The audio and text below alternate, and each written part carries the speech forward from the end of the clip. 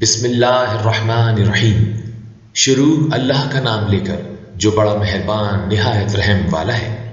الف لام را، یہ اللہ کی کتاب اور قرآن روشن کی آیتیں ہیں۔ کسی وقت کافر لوگ آرزو کریں گے کہ اے کاش وہ مسلمان ہوتے۔ اے محمد صلی اللہ علیہ وآلہ وسلم، ان کو ان کے حال پر رہنے دو کہ کھا لیں اور فائدے اٹھا لیں اور لمبی لمبی امیدیں ان کو دنیا میں مشغول کیے رکھیں۔ ان قریب ان کو اس کا انجام معلوم ہو جائے گا۔ اور ہم نے کوئی بستی ہلاک نہیں کی مگر اس کا وقت مرقوم و معین تھا۔ کوئی جماعت اپنی مدت وفات سے نہ آگے نکل سکتی ہے نہ پیچھے رہ سکتی ہے۔ اور کفار کہتے ہیں کہ اے شخص جس پر نصیحت کی کتاب نازل ہوئی ہے تو دیوانہ ہے۔ اگر تو سچا ہے تو ہمارے پاس فرشتوں کو کیوں نہیں لے آتا؟ کہہ دو ہم فرشتوں کو نازل نہیں کیا کرتے مگر حق کے ساتھ، اور اس وقت ان کو مہلت نہیں ملتی۔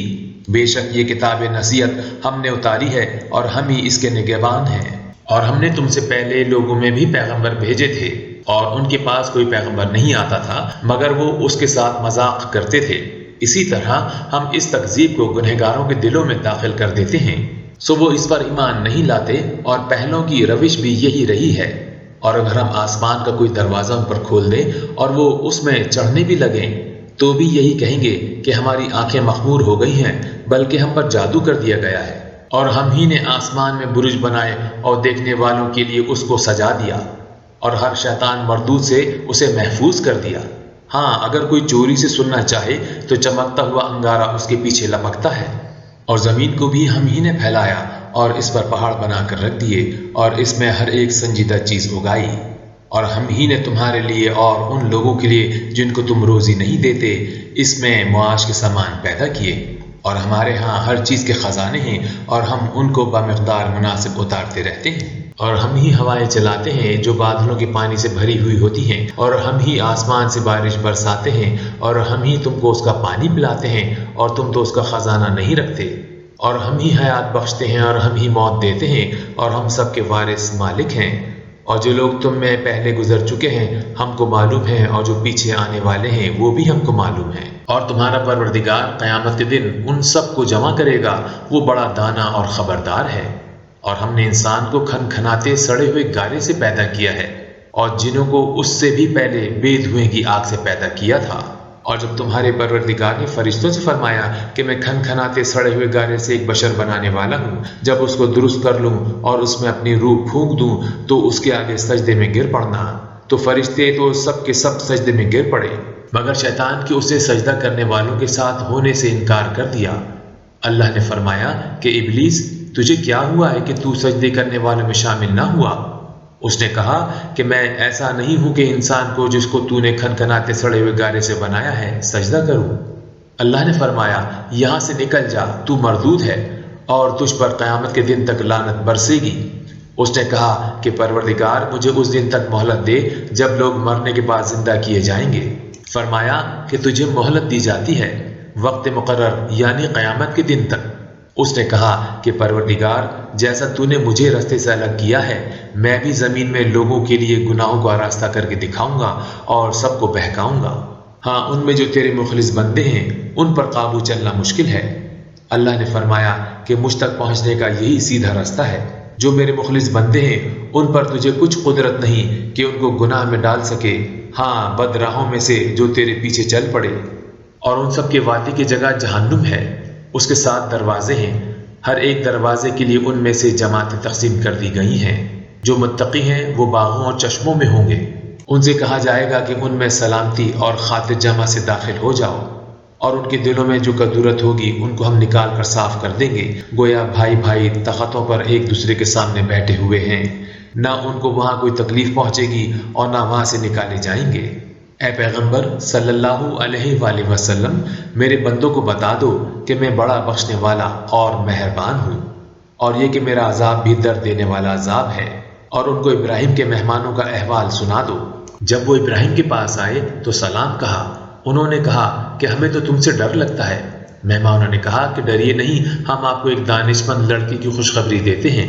بولے کہ جب مجھے بڑھاپے نے آ پکڑا تو تم مجھے خوشخبری دینے لگے، اب کیسی خوشخبری دیتے ہو؟ انہوں نے کہا ہم آپ کو سچی خوشخبری دیتے ہیں، آپ مایوس نہ ہوئیے۔ ابراہیم نے کہا کہ اللہ کی رحمت سے میں مایوس کیوں ہونے لگا؟ اس سے مایوس ہونا گمراہوں کا کام ہے۔ پھر کہنے لگے کہ فرشتوں، تمہیں اور کیا کام ہے؟ انہوں نے کہا کہ ہم ایک گنہگار قوم کی طرف بھیجے گئے ہیں کہ اس کو عذاب کریں، مگر لوط کے گھر والے کہ ان سب کو ہم بچا لیں گے، البتہ ان کی عورت کہ اس کے لیے ہم نے ٹھہرا دیا ہے کہ وہ پیچھے رہ جائے گی۔ پھر جب فرشتے لوط کے گھر گئے تو لوط نے کہا تم تو ناآشنا سے لوگ ہو۔ وہ بولے کہ نہیں، بلکہ ہم آپ کے پاس وہ چیز لے کر آئے ہیں جس میں لوگ شک کرتے تھے، اور ہم آپ کے پاس یقینی بات لے کر آئے ہیں اور ہم سچ کہتے ہیں۔ تو آپ کچھ رات رہے سہے اپنے گھر والوں کو لے کر نکلیں اور خود ان کے پیچھے چلیں، اور آپ میں سے کوئی شخص مڑ کر نہ دیکھے، اور جہاں آپ کو حکم ہو وہاں چلے جائیے۔ اور ہم نے لوط کی طرف وہی بھیجی کہ ان لوگوں کی جڑ صبح ہوتے ہوتے کاٹ دی جائے گی۔ اور اہل شہر لوط کے پاس خوش خوش دوڑے آئے۔ لوط نے کہا کہ یہ میرے مہمان ہیں، کہیں ان کے بارے میں مجھے رسوا نہ کرنا، اور اللہ سے ڈرو اور میری بے آبروئی نہ کیجیو۔ وہ بولے کیا ہم نے تم کو سارے جہان کی حمایت و طرفداری سے منع نہیں کیا؟ انہوں نے کہا کہ اگر تمہیں کرنا ہی ہے تو یہ میری قوم کی لڑکیاں ہیں، ان سے شادی کر لو۔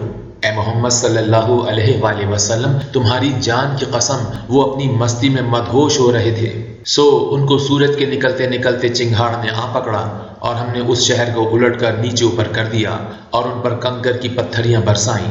بے شک اس قصے میں اہل فراست کے لیے نشانی ہے، اور وہ شہر اب تک سیدھے رستے پر موجود ہے۔